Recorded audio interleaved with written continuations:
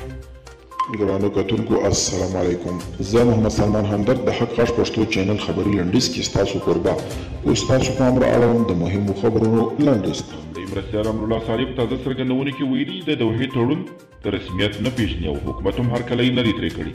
دویم مرستیال سرور دانش هم 3 ورځې مخکې ورته څرګندونې کړې وې په داسې حال کې چې حکومت تر دې دمه د دوحې تړون مطابق تر 15,000 زیات طالب زندانیان له بند آزاد کړي.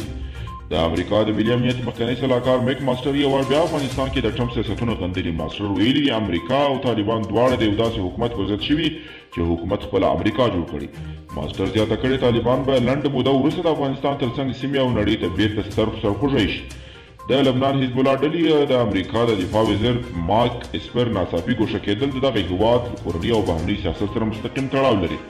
بل خوا ځینې راپورونه وایي چې په امریکا کې هم د کودتا او پر ایران د برید ګنګوسې خپرې شوي دي. د سعودي پاچا سلمان بن عبدالعزیز له نړیوال څخه غوښتنه کړې ده چې پر ایران فشارونه ډیر کړي.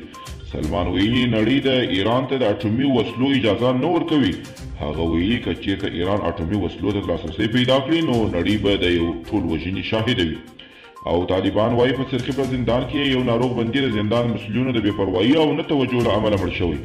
د طالبان د خبرپاڼې په بسط قاري محمد شریف د ننګرهار ولایت اوسېدونکي و او له اوږدې مودې له ناروغۍ کړې ده خو د زندان مسؤلینو ورته پاملرنه نه ده کړې.